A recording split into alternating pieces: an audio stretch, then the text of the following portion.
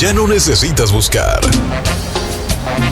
Lo mejor del regional, urbano, me dijo mi madre que yo nunca me rajé, pop y tropical está en una sola radio. 318 Latino, por internet desde Shreveport. Hola, hola, hola, mi gente hermosa, preciosa, chula, bonita, cositas caídas del cielo que nos escuchan a través de 318 Latino. Nuevamente su amigo, su servidor, su compadrito Brian García aquí acompañándolos desde el downtown de Shreveport. Ladies and gentlemen, boys and girls, people of all ages, thank you so much for being here with us today on 318 Latino. This is Brian Garcia coming at you from downtown Shreveport, Louisiana. Today we're going to switch it up a little bit. Today I have a very special guest, so we're going to be speaking a lot in English, pero de vez en cuando vamos a llenarle poquito español, porque nuestro amigo habla español también. El día de hoy tengo a J. Antonio Florence. Está aquí con nosotros el día de hoy. How are you today, Mr. J? Hola, hola, buenos días, ¿cómo estamos? Muy buenos días. Gracias. Y muy buen español. Sí, gracias, y gracias por la oportunidad para estar aquí, para hablar con la gente. Gracias a usted por venir. Ahora, el motivo de su visita es porque usted está corriendo para ser juez de la ciudad. The motive for your visit today is because you're running to be judge for the city. Sí. Sí, y bueno, quiero darle a la gente una pequeña introducción sobre quién es J. Florence. Para la gente que nos está escuchando, el señor J. Antonio Florence ha ejercido la abogacía durante casi 2 décadas, desde la graduación en el año 2003 en la Facultad de Derecho de la Universidad de Loyola, en Nueva Orleans, y ha representado a clientes en toda Luisiana, en jurisdicciones locales, estatales y federales. Jay se ha desempeñado como abogado de derechos civiles y ha trabajado extensamente en casos capitales relacionados con la pena de muerte, y tiene una amplia experiencia como abogado defensor privado de residencia a todas las personas. Además de su experiencia en leyes y de derechos civiles legislativos, también ha litigido penales, y también tiene una experiencia sustancial en leyes de inmigración y habla español con fluidez.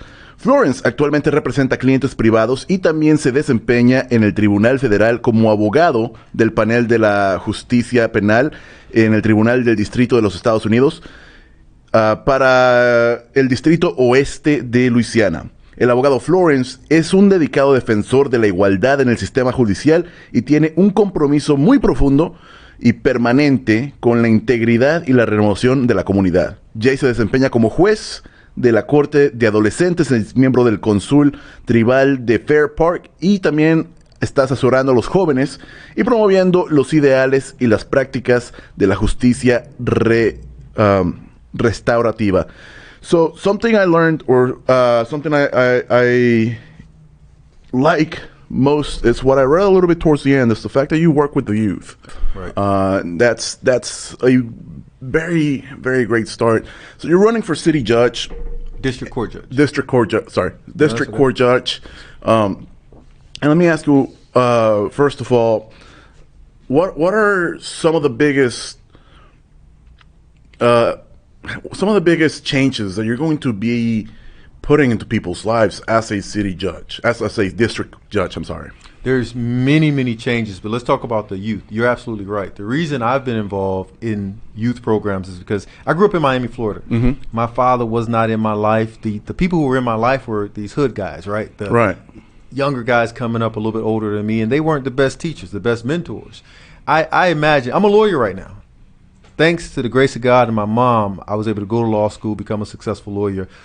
Imagine if I had stronger mentors in my life. All of us, really, if you think about it, if we had those males in our lives, if we had those things when we were kids to guide us in the better, become better citizens, how much better we could be. Absolutely. We need to get to the youth and educate them so that we don't have a lot of these problems. If you think about the kids who are on the streets who are causing problems, think about back to your childhood, right? Mm-hmm. When you were out on the street during the summertime, nothing's going on, your buddy says, hey man, let's throw a rock at that window.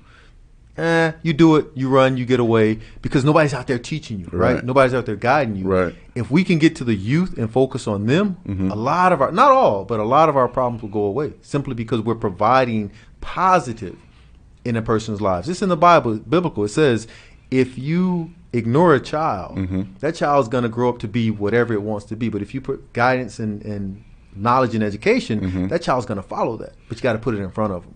That's a very big thing that's going on right now. I mean, a lot of the United States, I think, I'm not sure what the percentage is, but there's a lot of kids growing up without dads. A lot of kids growing up, through single mother households.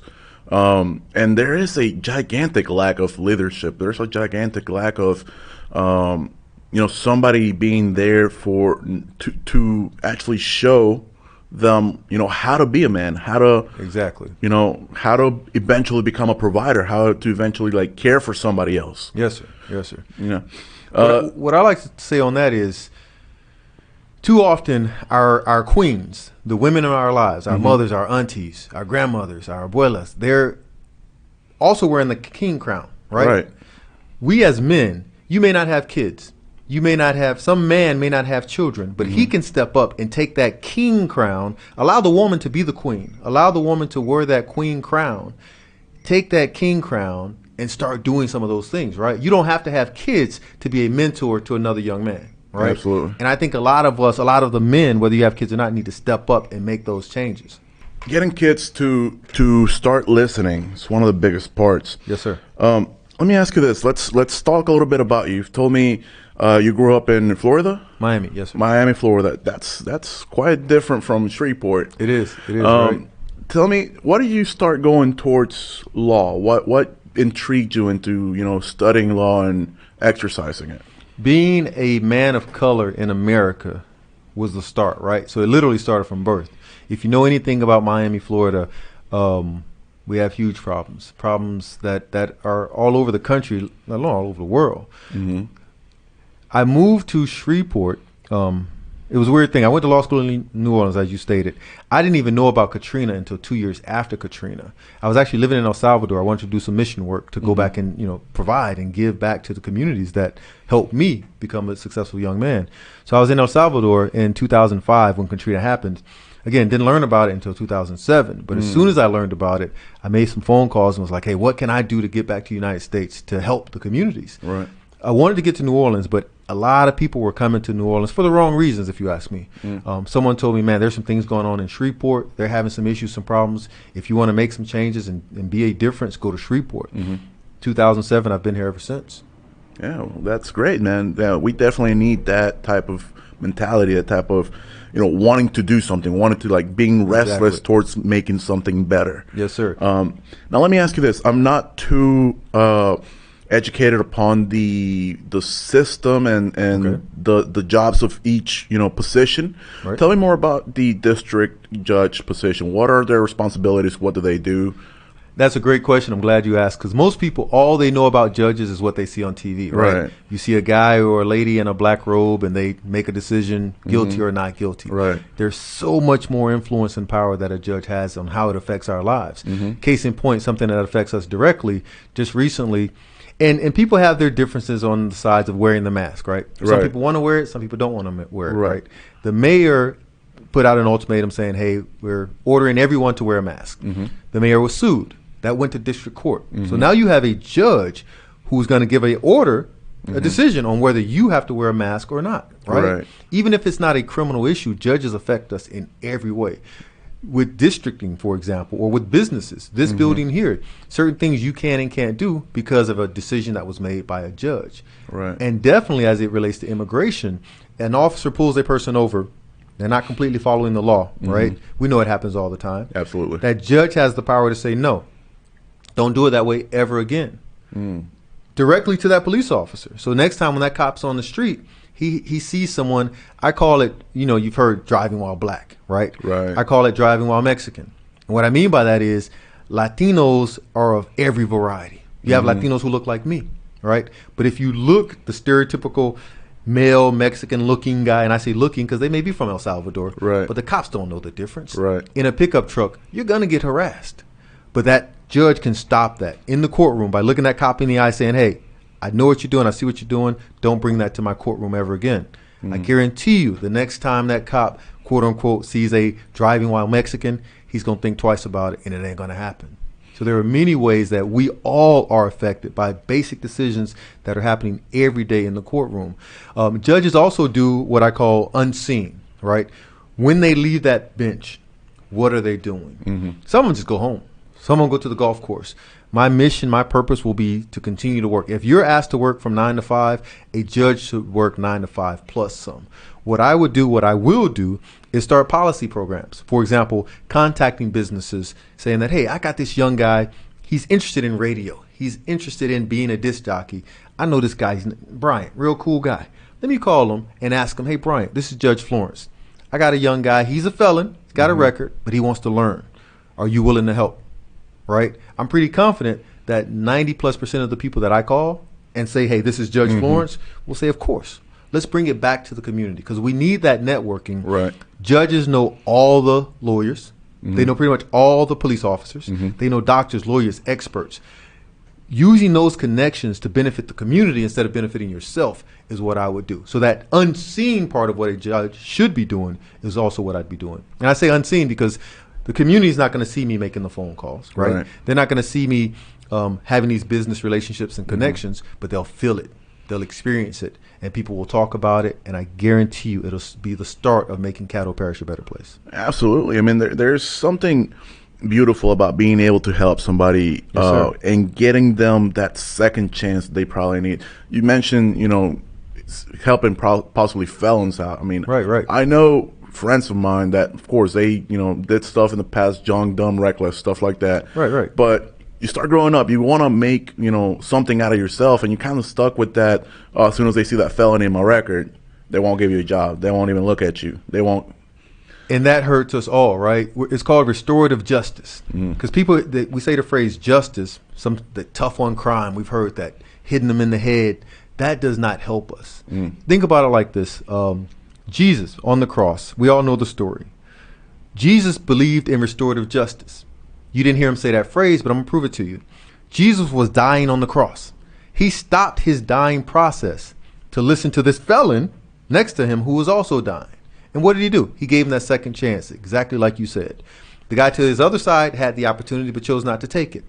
If we start thinking more along the lines of what can we do as a community to help people, right, to restore justice, to make people better citizens for the society, that benefits us all. Sending a person to prison, and I'm not saying that we shouldn't send people to prison. Some people, if you commit the crime, you got to do the time. You got to do the time, right? We all know that phrase. But what happens after that? We don't think about it, right?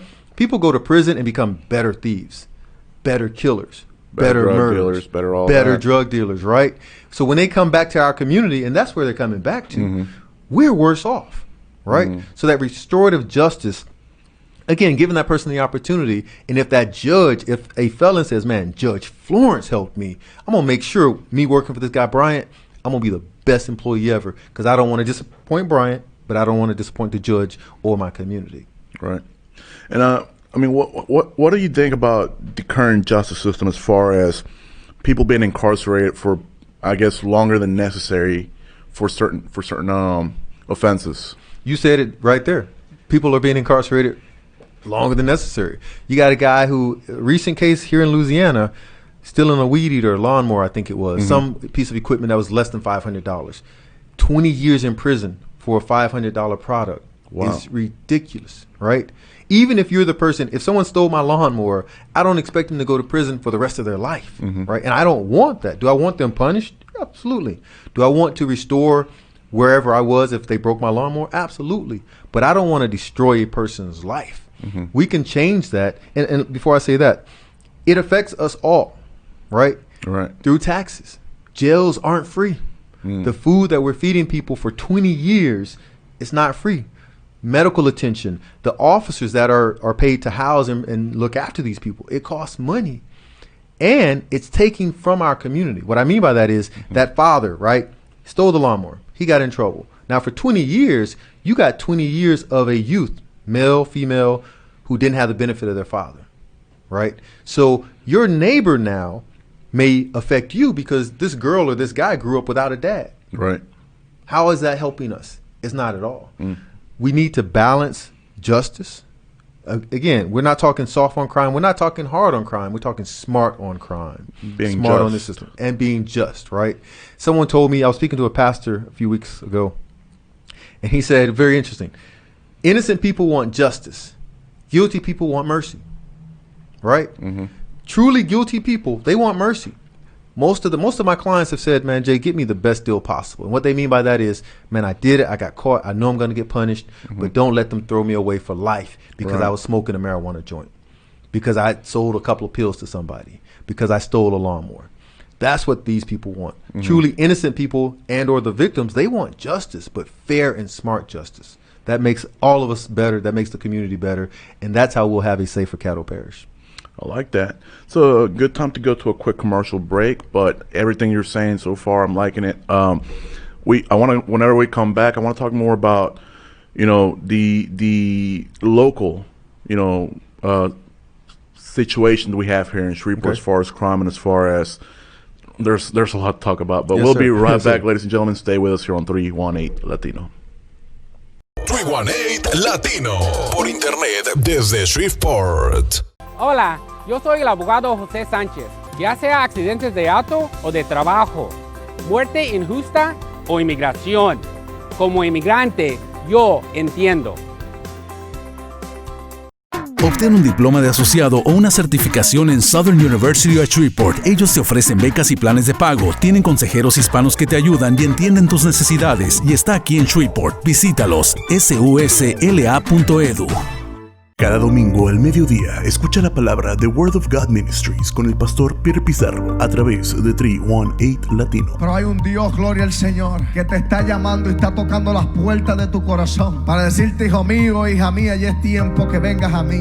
Mi lugar favorito se llama Antojitos Doña Rosa. Aquí me consienten y muy bien. Tienen fruta fresca, chicharrones, biónicos, tostilocos, piña loca, fresas con crema, elotes licuados, tostadita Doña Rosa, rusas, mangoneadas, chamoyadas, diablitos, raspados. Antojitos Doña Rosa. Hola, soy Dayan Rodríguez con el Banco Regions. ¿Alguna vez te has preguntado, ¿será que yo puedo comprar una casa? Hoy en día existen muchos beneficios de ser dueño de tu propio hogar. Si estás interesado en los requisitos para iniciar una hipoteca y conseguir la casa de tus sueños, márcame al 318-429-1563. Tenemos muchas hipotecas que elegir adaptándonos a su nivel financiero. 318-429-1563. Desde Shreveport, 318 Latino. And we're back on 318 Latino. Thank you for staying tuned with us. We have Jay Florence here with us today, and we're talking about him running for the district judge position here in the Shreveport area. Now, let me ask you, who are you running against? Who's the opposition? The opposition is a judge by the name of Ramona Emanuel. And that's a very important note to make. I'm running against Judge Ramona Emanuel. A lot of people have told me, man, the Emanuel family, that name is strong. And I keep reminding them, I respect her mother. I respect her father. I respect her history. But I'm not running against her family. I'm running against her record, lack thereof. Okay. And putting my record up against her record. She is the incumbent. She's been there for about 25 years. And I ask people, everyone, do your research. I can tell you what I think about her, what I feel about her. A lot of people, of course, will say, well, that's personal. None of it's personal. So I encourage people to do their own research. Look up Ramona Emanuel, not the family. Again, the family isn't my competition. They're not who I'm running against. Look up Ramona Emanuel, Google her, and see what she's done or not done. Google me, look at our webpage, look at the things we've done, and the fact that I'm asking for your vote. Ask yourself, has she taken the time to come and ask you for your vote? So Ramona Emanuel is the incumbent. She's been there again for 25 years, and she will be on the ballot. Okay. Now, one of the biggest things that, is happening across the United States right now is sad to say, but it's racial tensions. It's a lot of, the Black Lives Matter movement, with the riots, with all the protesting, with everything going on. There's a question that's being asked right now, and it's, does the law see color? Is the law just towards everybody equally? That's a great question. Can I start? Please. Okay. To answer your question, the law is truly blind, right? The law isn't necessarily the problem. It's those who interpret the law, those who are implementing the law, police officers, judges, lawyers included, right? Lawyers are not blind. Judges are not blind, and we all know police officers aren't blind. The law is written, and when I say the law is blind, there is no law in America that says if white people drive a certain speed, this is the crime. But if a black person or a Latino or an Asian drive a certain speed, this is the crime. Right. In that sense, absolutely, the law is blind when it relates to color. But that judge, of course, they see color. They also see dollars and they see money. Right? People talk about justice isn't free. So when you have this black man, this brown man, this yellow man, this Latino, this Asian, this whatever color person, and I don't know how people I don't like the phrase African American. I'm a black man. I know some people get offended by certain phrases. But as a black man, I know that when I'm in front of a certain judge and a white man is in front of a certain judge, we are treated differently.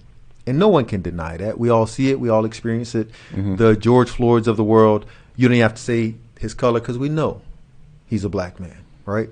So is the law blind? Absolutely. But those who are interpreting the law, enforcing the law are not blind. And that's where the problem comes in. So how do we start getting away from this life of stereotypes, this life of, seeing people different because they look different? You know what I mean? I understand completely. I mentioned earlier I went to El Salvador for that very reason. I was working in San Diego doing a summer internship, and all 90+% of our clients were people who were coming across the border for some reason, right? Either smuggling people, smuggling drugs, smuggling products, smuggling whatever, just trying to get a better something, right? And I asked myself, as an American, what do we have in America that's so great that anyone would be willing to stick themselves in an engine compartment just to get to this country, to cross the desert and possibly die just to get to this country? So I went, because I had a lot of questions. I went to El Salvador. I literally Googled smallest, poorest country in Central America. El Salvador popped up. I lived there for about 3.5 years because that's the answer. There are stereotypes because generally people don't know and don't care to know about other folk. If we take the time to learn about other communities and not just ourselves, that would be the start. Not the total solution, but the start to a solution. Right. I was talking to a white guy yesterday, and he had a neat perspective on racism. He said, white racists, which makes sense if you think about it. White racists don't consider themselves racist. They consider themselves selfish. They don't care about black folk. They don't care about brown folk. They're only thinking about themselves. And I think maybe he's right, maybe he's not right. But I think knowing that and listening and having those conversations so we can understand each other will be the beginning of getting rid of some of those problems that we have. Because there are cultures that we don't know and don't understand.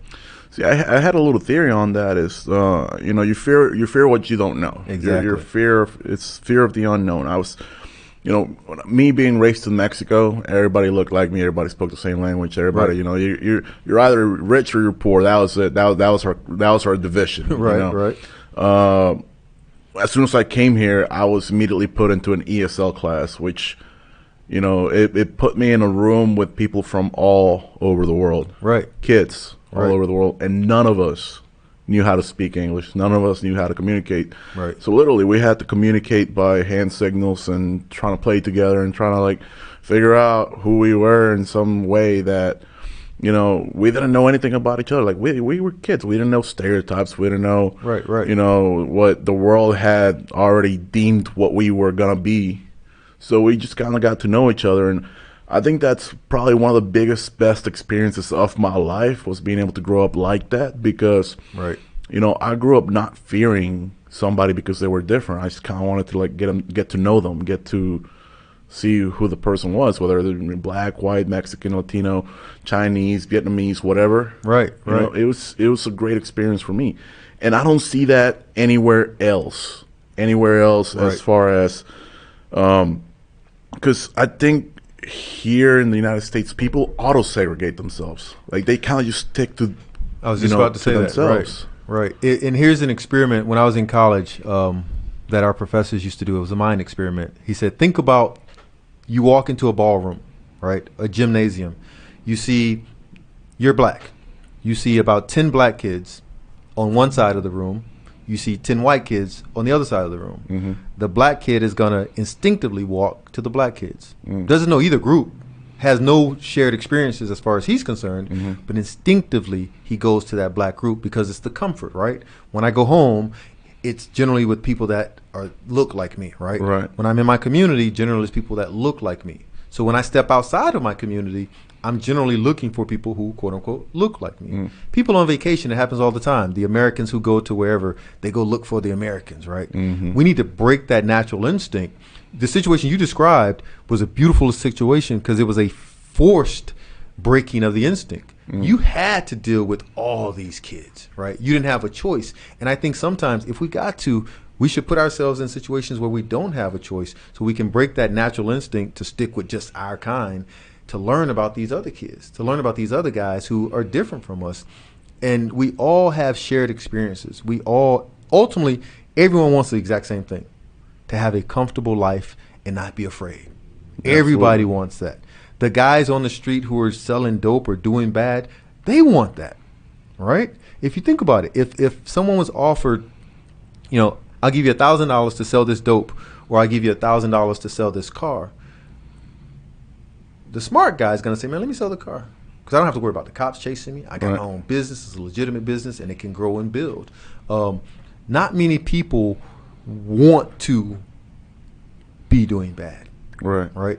And those shared experiences, though, as you mentioned, to bring it back to what you're talking about, I think if we in America could focus on that, the example I gave you with the white guy who said these people are selfish, we need to break that instinct, stop being selfish and start putting ourselves in the shoes of other people. Again, the reason why I moved to El Salvador, because I had to take myself out of the comfort of America and be uncomfortable so I can learn about why other people are doing whatever these experiences are, so I can have some of those experiences as well. Understanding. We don't, and that's a problem with America. We say we're a melting pot, but we self-segregate, man. Absolutely. In the schools, in the communities, in our jobs, we self-segregate. You look for the person who looks like you. You may be completely opposite, but in our minds, we foolishly fall into that category. We need to stop doing that. I completely agree. Now, tell me about Shreveport lately has incremented a lot of crime. Well, I'm not sure if crime in general, but murders definitely are up this year. I think we're double already last year, or we're getting close to double. I know we already reached last year's, and it's not even half the year. It wasn't even half the year when we reached last year's rate. Right. So what exactly is going on in Shreveport? Is it just COVID that bad everywhere? Is it Shreveport? I don't think it's COVID because, again, remember, COVID is affecting the world, right? If it was strictly COVID, every city, small or large, in every state, in every country would be experiencing more murders, right? There are some places where crime has gone down. I think it's a lack of conversation, a failure in leadership. You mentioned leaders. Who are our real leaders in Shreveport? Not to attack, well, maybe this is an attack on a mayor. I guess people can take it how they want to take it. But we have a mayor who's only been here for 2 years, right? He's been a mayor for less than 4 years. He's already looking for another job. That's a bad image and a bad symbol that you're sending to the community. Right. He's trying to get up out of Shreveport. He sees these problems. And I don't know what he's doing behind doors. I don't know what the police chief is doing behind doors. But they're looking for other jobs, man. We need leaders, true leaders, to step up. And I think a solution is we as citizens need to stop asking these elected officials. If they're not doing the right thing, one, we need to get rid of them, put somebody else in position. But we need to step up and start being leaders, community leaders. It used to be back in the day when I grew up, there was a certain lady who lived in a neighborhood and she was the boss, right? Anybody who wanted to know what was going on in the neighborhood, you went to her. If we need to redevelop that and start bringing that back to our communities where we have true community leaders, I think that'll solve a lot of the problems. Because then that community leader can go to where the issues are. Joe, Michael, Mary, they're causing these problems in the streets. Let's bring 10 other people who live next door to them and say, hey, y'all, what's the problem? You keep shooting, we gonna take you to the police. You keep selling dope, we're gonna report you. That will help bring a lot of the problems down. Is it COVID-19? No, I think it's, again, a lack of leadership, a lack of people stepping up, being willing to change their community. And I again think that people definitely need to step up more. It's just, I mean, Shreveport police right now, it's understaffed 80 officers. About 80 officers. So it's kind of hard to step up when you don't have the backup from, like they mentioned earlier, you can't make calls for certain things anymore. Right, restriction on services. And I completely disagree with anyone who makes that statement that just because they're short 80 officers, they can't do their job. What I mean by that is They're short 80 officers. How many citizens are in the community, right? Go to those communities again. Go to that leader in the community and say, "Hey, Miss Jane, Mr. Smith, we're short 80 officers. I normally would have 4 extra cops in your neighborhood. Do you know 4 people who are willing to walk these streets with us?" That can happen. I guarantee. I would volunteer, right? Chief Raymond, if you're listening to this, I will volunteer to help walk the streets. Just because you're short 80 officers doesn't mean you're short 80 people. I guarantee you, if the push was made, if a true campaign was made, he could get 80 plus people on the streets willing to walk these streets to patrol their own neighborhoods with the police officers, right? It can happen. It has happened in the past. You look back at the 60s and the 70s, that's what community organization was. The community getting involved. They could go to the churches. Ask the pastors, "Hey, we're having these problems. You got 10 deacons. Can we have these 10 deacons walk the streets with us?" I doubt that any church would say no.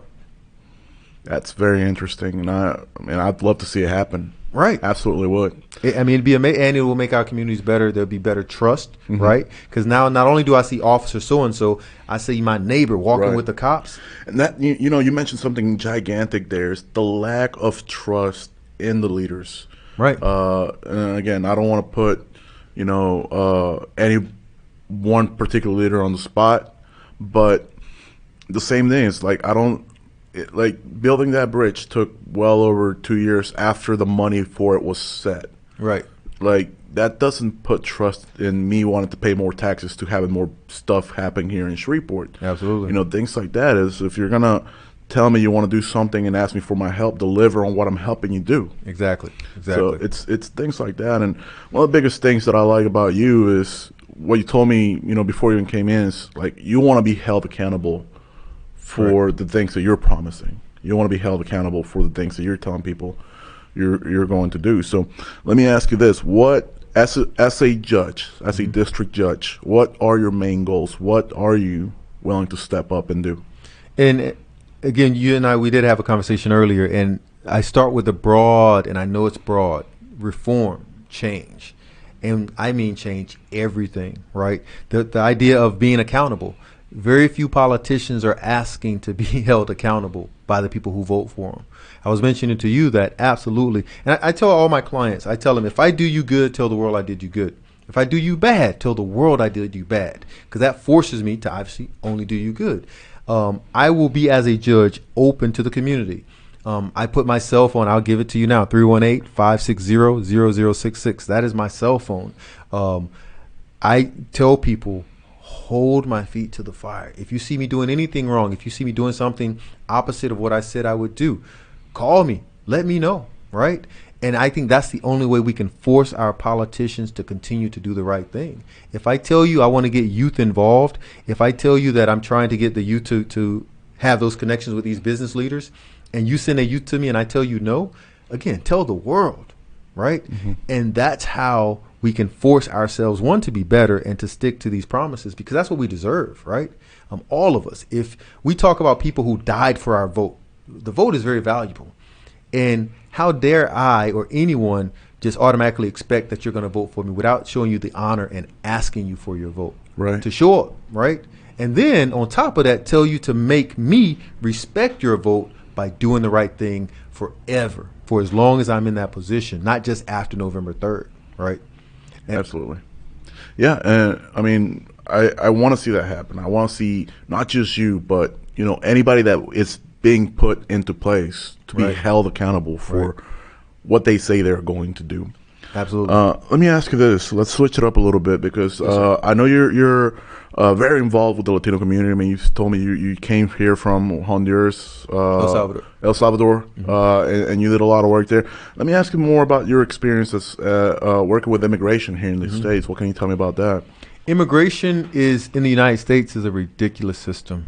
If you've ever been involved in the quote unquote immigration process, the laws literally change every few months, right? And they're changed by the powers that be, the president. And anything that upsets the president, he can literally change some mandate. For example, DACA, it may or may not survive because of the guy that we have in the White House, right? So immigration law is very difficult A lot of lawyers will take on immigration law strictly to make money because they know there's fear out there, right? And generally people will pay tons of money off of fear. A lot of the immigration work I've done has been for free because I understand, and I try to educate people, teach them on how to do their own forms, how to fill out their own documents, because it's all online, right? Guiding people and, again, trying to assist them in that sense. One big case that I'm very proud of, there was a law in Louisiana where that officers could stop, again, anyone who looked Latino and question them about their immigration status. If you remember, it was a few years back, Arizona, it was in the news of Arizona. SB 24, something like that. Something like that. Louisiana had the exact same law, but Louisiana's law was worse because it was specific. It said an officer could stop a person just based on how they looked, profile them, and demand their immigration status and hold them unless that person proved that they were lawfully present in the United States. Wow. Now let me ask you this. In America, we do not have citizen documents, right? No. I'm a black man. I cannot prove to you that I'm an American citizen. Because we don't have like your passport on you, other than that. Even your passport does not prove citizenship. It doesn't. It just proves that you're able to travel from one country to another. My birth certificate doesn't prove citizenship because I could be an expat, right? There is no documentation. So our law was written to say, hey, prove that you're legally present in the United States.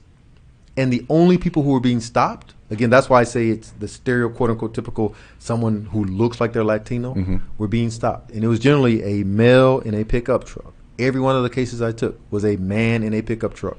That's important because these men were either coming from or going to work. Right. They were working people, right? So we took it all the way to the appeals court. A lot of the cases we mentioned about interpretation, the prosecutors did not want to fight this case because they knew if we got to the appeals court, we were going to change the law. So what they would do is they would offer the person a fine, let them out of jail, and dismiss the case. But it kept happening over and over and over. No one wanted to sit in jail for 6 months or a year while I tried to change the law. Thankfully, I had one guy, I won't say his name for privacy reasons, who was willing. He was like, hey, Jay, I'll stay in jail for as long as I have to change that law. I thank him. We went through the appeals court. We destroyed the state, destroyed the prosecution's argument because it was a ridiculous racist argument. And thankfully, that law is not on the books anymore. Cops cannot stop someone just because of how they look and demand that they prove that they're lawfully present in the United States. That was a big accomplishment. I hope people in the community are feeling that. Of course, cops are looking for other ways to harass people, but we'll start attacking that as well. And I appreciate that, man. It's, I've been stopped before for the pettiest of reasons, just like that's something that I can definitely relate to. And I know there's many, black Latinos, thinking the same way. Right. So yeah, that's something amazing. Thank you. Right there. Thank you. It's one of my proudest accomplishments, man. And it was, people say, dude, you're a black man. Why are you fighting for them? I'm like, what do you mean them? There's no them. There's us, right? And once we break that mentality, the them versus us mentality, again, the idea of the selfish person, if we can get rid of that, man, we can change. We can change Caddo Parish. And like I said, like you said, it's that, not us versus them. Otherwise, we're like crabs in a bucket. There you go. Or it's just, everybody wants to win and everybody just wants to, do whatever it takes and they'll stop pulling each other down. Right. So on that point, I had a conversation with someone yesterday, my mechanic, guy from Iraq. Not to talk about money, but I'm going to talk about money. I have a successful law office. I've been very successful financially. I'm actually going to take a pay cut, a huge pay cut. My mechanic asked me, he was like, dude, why? You're going to make less money. You're going to have more headache. Why? My simple answer was because somebody has to. Right. Somebody has to. Somebody has to step up and stop looking at the money, stop looking at the perceived power, and start doing some stuff that's going to help and change us all, man. And as you stated earlier, hopefully by me being a political person, because I don't want to call myself a politician, demanding that I be held accountable, hopefully some of the younger people coming up will do the same thing. Say, hey, man, it's not about the money. It's about change, and it's about all of us forcing ourselves to be held accountable. So there's a lot of people that aren't ready for change. There's a lot of people that like it the way it is. Sadly, right? And those people, I mentioned that about my opponent. A lot of people can't run on change, right? If you've been doing something for 25 years, you can't say, that I'm the change candidate, right? Those people don't want change because they're comfortable with where they are. We have to step up. Those of us who see it, recognize it, and understand that the only way we're going to get better is through change.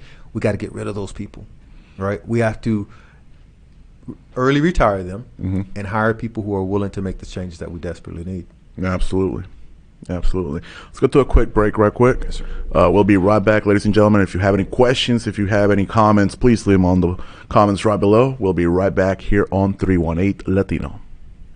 318 Latino por internet desde Shreveport. ¿Estás buscando un abogado? James Trujillo tiene muchos años de experiencia y habla español. Llama ahora para una consulta al 318-742-1999. Le podemos ayudar con accidentes de auto, accidentes de trabajo y sobre todo en inmigración. Mi hija tiene un sueño, Carolina. Quiere ser luchadora. ¿Y es buena? Entrena como un animal. Entrena con el perro. ¡Valentina, no! ¡No! Con el oso. ¡Valentina, no! ¡No! ¿Con el oso? Con el oso. Tranquilo, aquí estamos para ayudar. ¿Y cuál es tu nombre de lucha? Valentina al Torbellí. ¡No!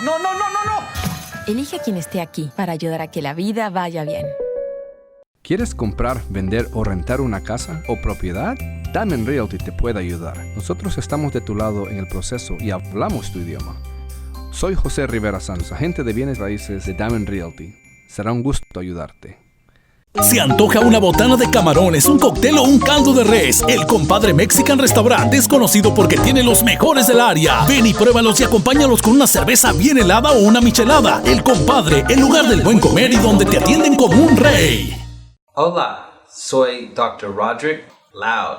Por años, el dentista Rory K. Loud ha atendido a nuestra comunidad hispana con precios económicos. Se especializan en coronas, extracciones, limpiezas, rellenos, blanqueado de dientes, cuidado de caries, reparaciones completas y parciales. Rory K. Loud, 2701 Frederick Street en Shreveport. Desde Shreveport, 318 Latino.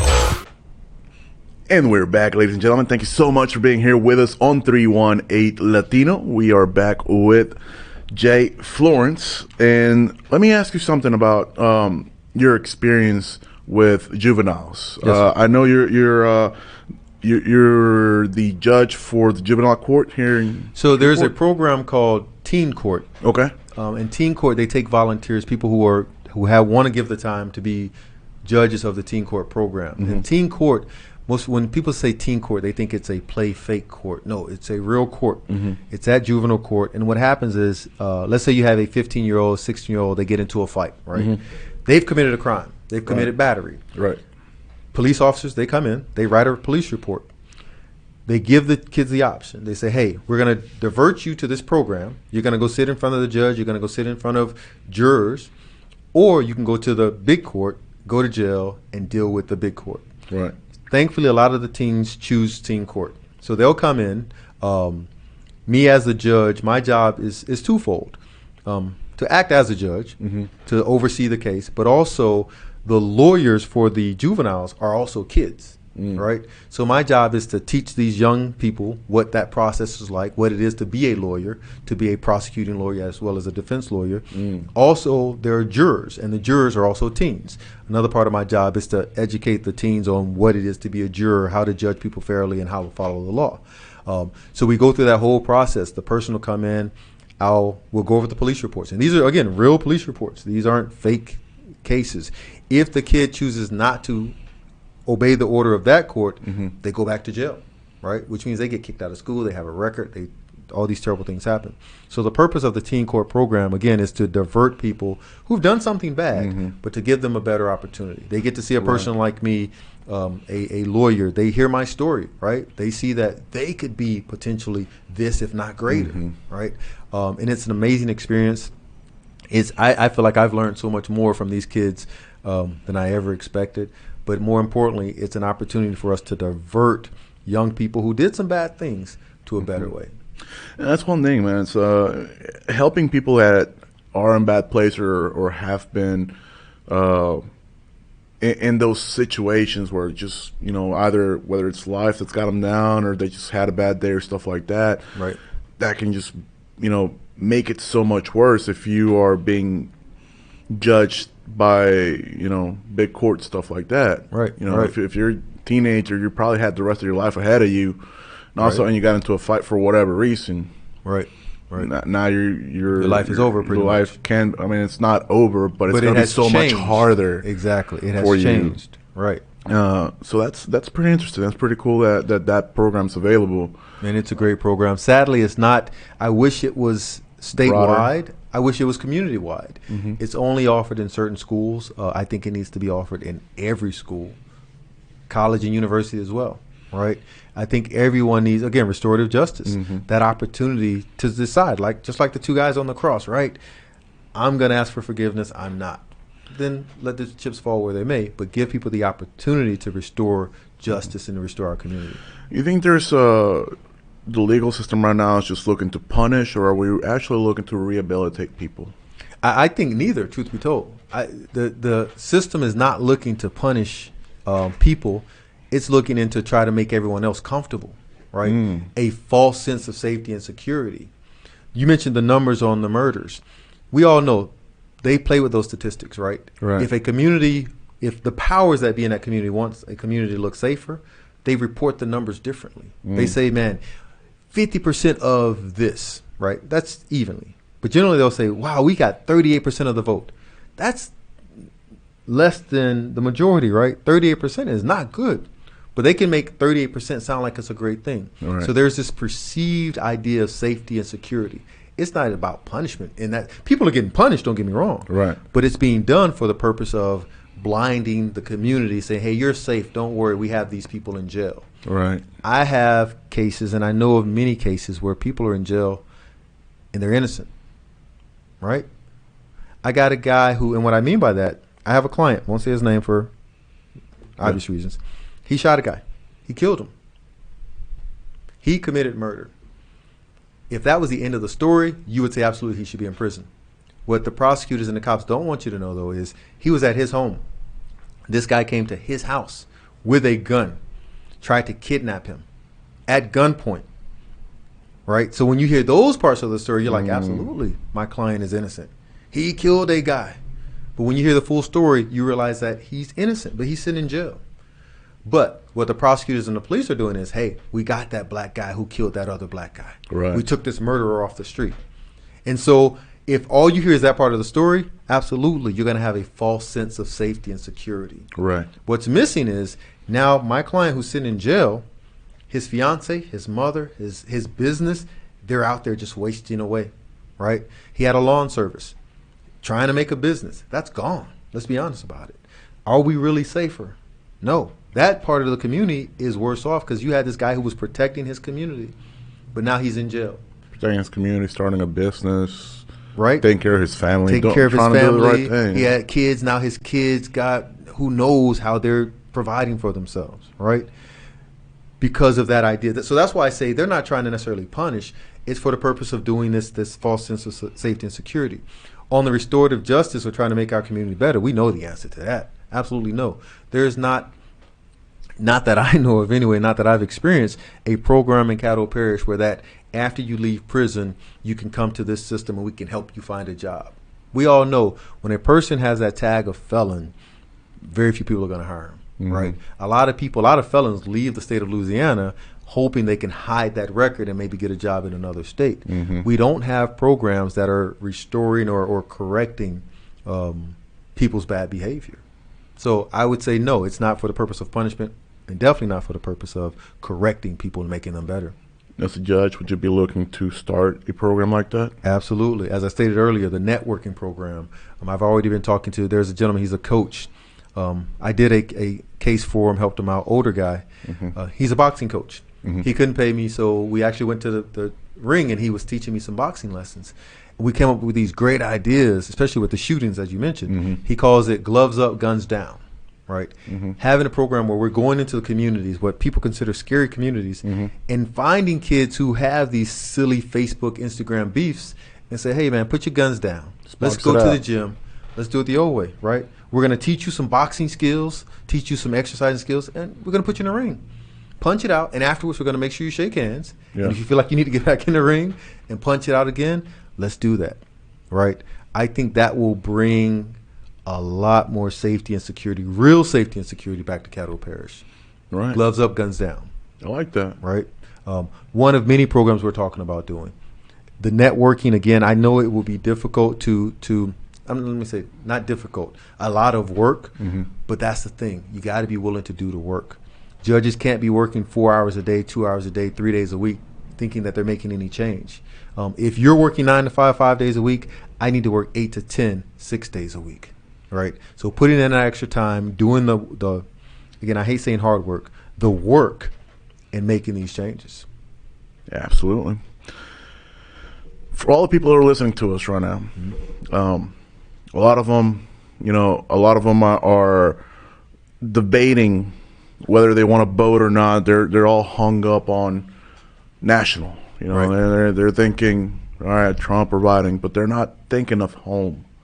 Right. They're not thinking of local. They're not thinking about, hiring or voting for a judge. They're not thinking about voting on that because it just kind of like passes them over their head. Every time they think political, right, they think, left or right, one or the other. Right. Tell us more about the importance of, voting, not just voting, but literally like actually doing your research, taking care of, of finding out who this person is going to be, what are they going to do in your community. Right. Man, that's a great question, because I think that's going to be one of our biggest problems. When I say our, I mean everybody's problem this November. There are people who don't realize that this is not just a presidential election, right? There's a Senate race going on, right? There are constable races going on, and definitely judge races. All politics are local. We've heard that phrase, right? What that means is local officials affect you more directly than the federal officials, right? Things happen at the Supreme Court, the U.S. Supreme Court, but if we're going to be honest about it, that gradually after 5, 10, 20 years may affect us directly, right? But what the mayor or the city councilman or the judge or the police chief in Shreveport, Caddo Parish does today will affect me today, right? The restriction of services, this blanket statement that Ben Raymond has stated has scared a lot of people. Right? That has affected us right now. That's the importance, one, of local elections. The research is also very important. Too often, and when I was a young voter, 18 years old, I did the same thing, right? I saw 10 names on the ballot, wasn't sure who was who, and I just said, let me just pick that one. That's a danger, right? Because you really don't know who you're picking. I encourage everyone, please research me, right? Research her as well, though. Let's be fair about it. Let's be honest about it. And what I mean by research, jump on Google, but make phone calls. Call someone you know and say, hey, do you know this guy, Jay Florence? If not, do you know someone who knows Jay Florence? Call me. I just gave you my cell phone number. I'll give you some information, some thoughts about me. But also compare it. Is that other person trying to reach out to you and ask you for your vote and encourage you to vote? And for me, voting it's bigger than somebody died for you, so you should vote. Voting is important in our community because voting brings dollars to our community. Right. What I mean by that is there are statistics of every election. They know every community that voted, right? If community A had 100,000 people voting, community B only had 10 people voting, next election, these monies, these dollars for campaigns are going into community A, right? Because community B didn't vote. I'm not going to spend money for 10 people. I'm going to spend money on the communities that are voting. So just getting those statistics out there to raise so people can say, hey, the Latinos are voting, the blacks are voting, the Asians are voting. We need to start talking to them. We need to start going into their communities and spending some of these dollars. That, if anything, is a great reason to vote, just to bring back some of that attention and money back to our communities. Great. Now, let me ask you this about the Hispanics. There's going to be a lot of Latinos that are listening to us right now. Some of them are still, doing their immigration work. They're trying to get their citizenship. A lot of them are residents. A lot of them are here on work visas and stuff like that. There's many of them that will not have the opportunity to vote. Right. How can they help out this election? Exactly what we're talking about, right? Find people who do have the vote, and let's have these conversations. Let's get this message out there. Tell people your personal experiences. I was in the court and this is how I was treated. I was pulled over by this officer and that's how I was treated. The law says if you're in America, you don't have to be a citizen. you are subject to the laws of America, which means the benefits as well, right? Absolutely. Fourth Amendment applies to anyone who's physically in America.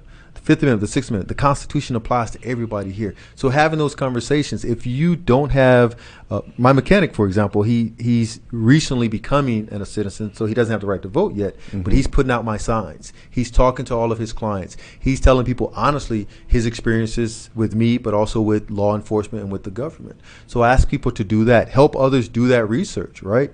If you know of an event or incident that happened, tell some of those voters and plead to them and let them know exactly what we're talking about, that you need them to vote, because that, again, brings money back to our communities. Absolutely. And hopefully it'll bring elected officials who are willing to stand up and fight for us. I like that. I like that a lot. Jay, we're almost time up. Okay. Is there anything else you would like to tell our community? Man, everyone, November 3rd is the last day to vote, right? We say that's election day, but that's the last day to vote. Early voting is super important. July 20th to the 27th is early voting. I tell everyone, if you realize I haven't put out a certain party, I'm leaving it up to the people to decide on who they want to vote for, Get out there and vote. Do early voting. Mail-in voting, I encourage people to check out mail-in voting. One, mail-in voting is not eligible or available to everyone. There's a certain criteria. So if you're sitting thinking, hey, I'll just do my mail-in voting, if you wait until the last minute, you're not going to be able to mail-in vote because you're not eligible. Focus on early voting. July 20th, as it sits right now, is the first day to vote. Take advantage of it, because we all know there are some things that have been happening. Again, not to get too on one side or the other, but someone is trying to steal our vote, right? Someone is trying to make it difficult for us to vote. Someone is trying to prevent us from voting. I think there's a lot of fraud and misinformation going out there. For example, a lot of people are being encouraged to do mail-in voting. If you're 65, you can early vote.